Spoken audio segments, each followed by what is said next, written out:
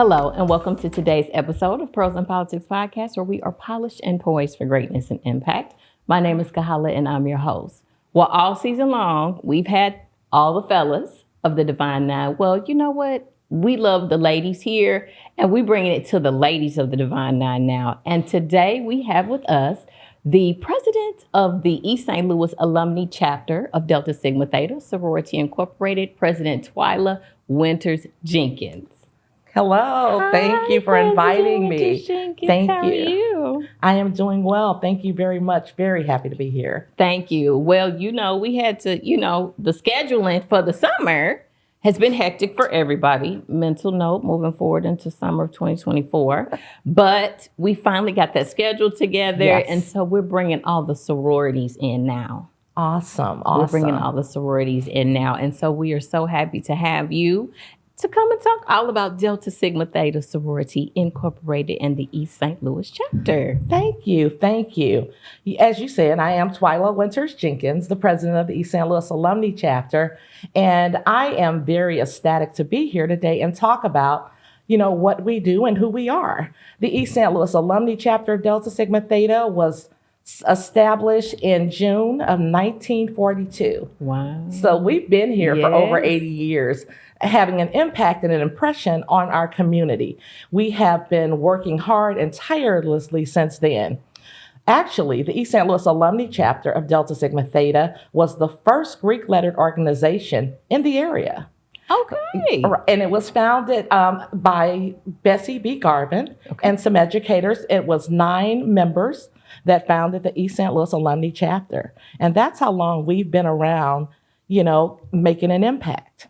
So some of our programs that we offer in the East St. Louis Alumnae Chapter that we're very proud of, that I definitely want to just mention, is I'm going to mention first Breakfast with Santa, because most people know about Breakfast with Santa.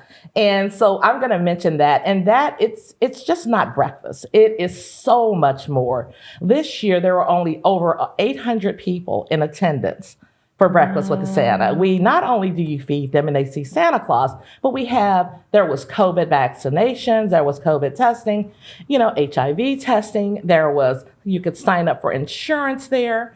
So voter registration and education. We have youth programs that you could sign up and be introduced to when we had such a large audience to present all that information. So I just want to make sure I'd be remiss if I didn't mention that phenomenal program. And we're coming up on Christmas. Yes, it is. And December the 2nd is when we will have our next Breakfast with Santa. So I'm looking forward to it. It gets larger every year. Sounds like it. It does. It offers so much. And we partner with so many to make this phenomenal event happen.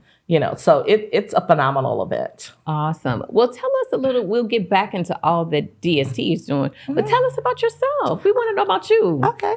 Well, I am a married mother of 4.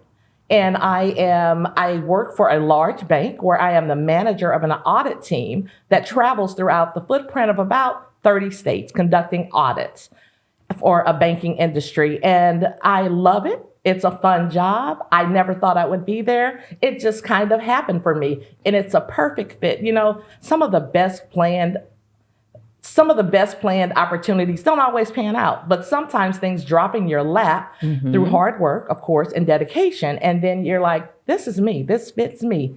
So I love what I do. I absolutely love it. I've been doing it for over 16 years. I've been with my company for over 27 years. Okay. Well, that is awesome and I like how you threw that nugget in there where, we can plan and plan and plan all we want. And sometimes that works out, right? But we have to be flexible and we have to be willing to be welcoming of that opportunity that just drops in your lap, because ain't nothing like that opportunity that you were just like, oh, God, well, thank you. Yes. Thank you very much. Exactly. Because I, again, wouldn't have ever planned it. I mapped out, okay, I'm going to do this, and this will be the next step, whatever those steps were. But then when I latched onto this position, I knew this was me. And some people, we overuse the terms in some cases, like this is my calling. So I really love what I do. Well, excellent. Well, again, we're happy to have you with us today. So you were saying, the Breakfast with Santa, And then what else are you all focusing on right now, whether it's on the international level or within your chapter locally? Well, right now we focus on the empowerment of women and girls. So that is a huge focus. What we do. That is definitely what we do. You know, whether it's financial fortitude, helping them purchase a house and understanding debt and understanding interest rates and understanding savings and preparing for that rainy day that might come. Well, we know that it's definitely going to come, right? So in that preparation, that is, you know, where we're focused on for the financial component, but then also, you know, domestic violence, things to look out for. We have Abby Lou Martin Girls Summit. Most recently, we had it at the SIUE campus in East St. Louis. And what we talked about during that time was, you know, campus safety. When girls go off to college, sometimes none of them have ever been away from their homes or their families for any period of time. So therefore, they need to know a little bit about campus safety. What does that look like for you? And how to protect yourself and others. I like many of the things that you just said because one, like when I started dancing, when you started talking here, that is our target audience. We love everyone. We love for everyone to listen and participate because the things that we talk about can be applied over any demographic, but women of color and communities of color. Due to a lot of the challenges that we face that are unique to our communities and unique to our women. But we've had a whole series on financial literacy.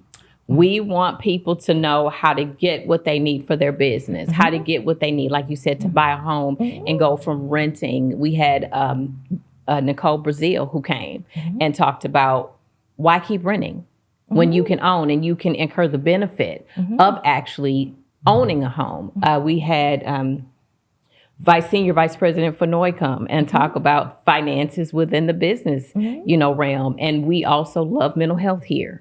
Yes. We are all about self-care. We are all about taking care of ourselves.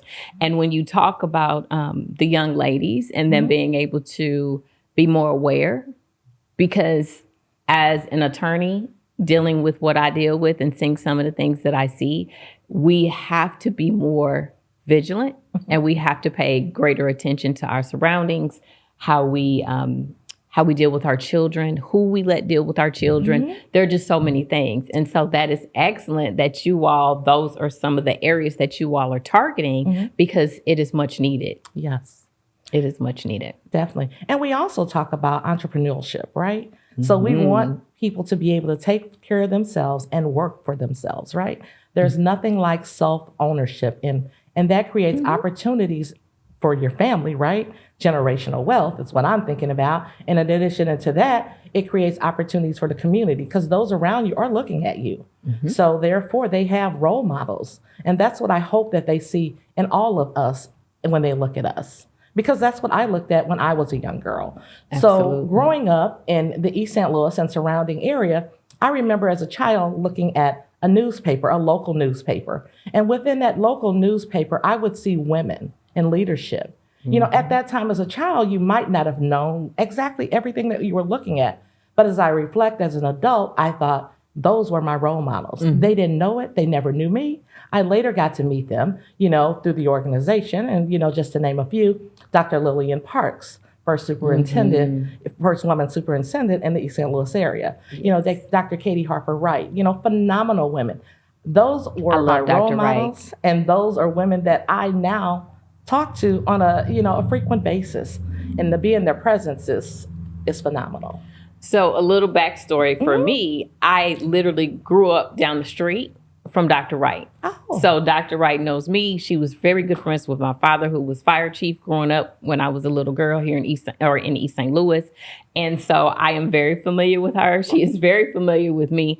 And, you know, she was just always somebody, like you said, that could be a role model that you could look up and be like, one day I'm going to do what she does, or one day I'm going to be amazing like she is. Yes. And mentorship is so important. And we can, you can jump in whenever you like.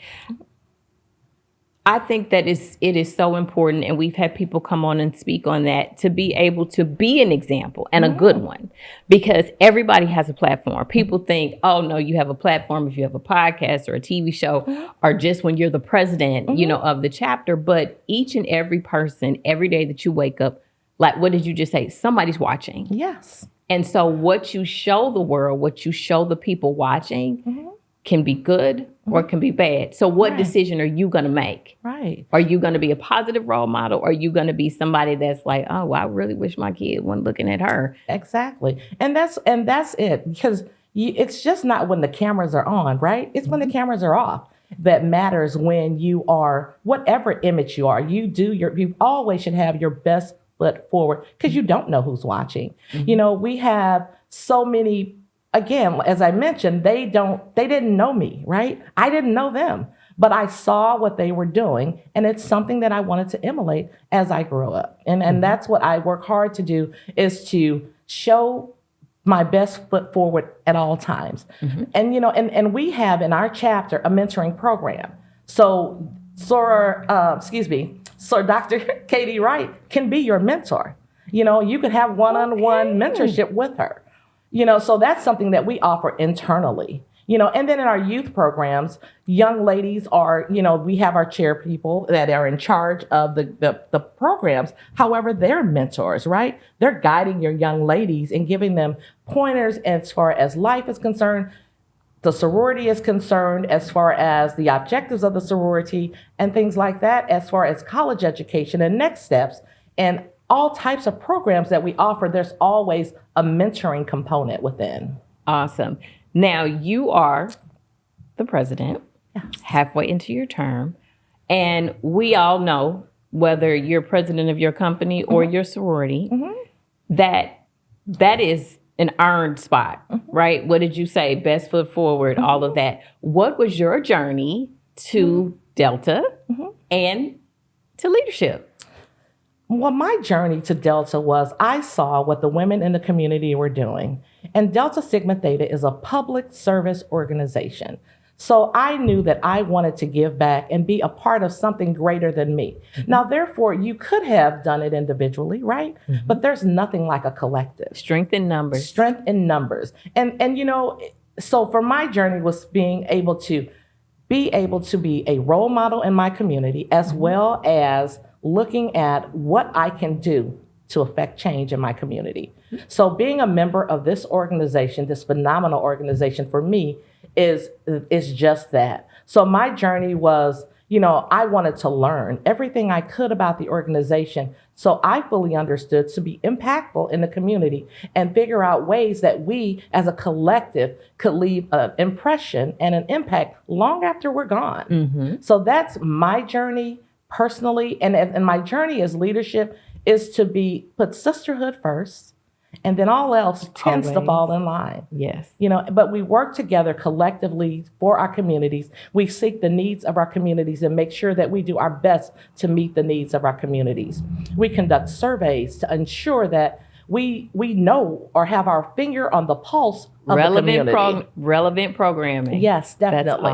That's awesome. That is my main focus is service to the community. With my focus is 80 acts of service, because just to spend on last year in 2022, that was our 80th year. So when I came into office, I wanted in my tenure to have 80 acts of service for that. And we're over halfway there. So, and I'm halfway into my term. So I'm very excited about that. I love it. That is, I love the way that just came together. 80 acts of service for 80 years. And some people might, but no, that is a very creative perspective. Everybody would not have come up with that. And I think the creativity pulls people in. There's a buy-in. Oh, well, we're celebrating 80 years. That's a really big deal. And then, oh, well, let's pull in with that the 80 acts of service. Well, that is awesome. You all are doing an amazing job.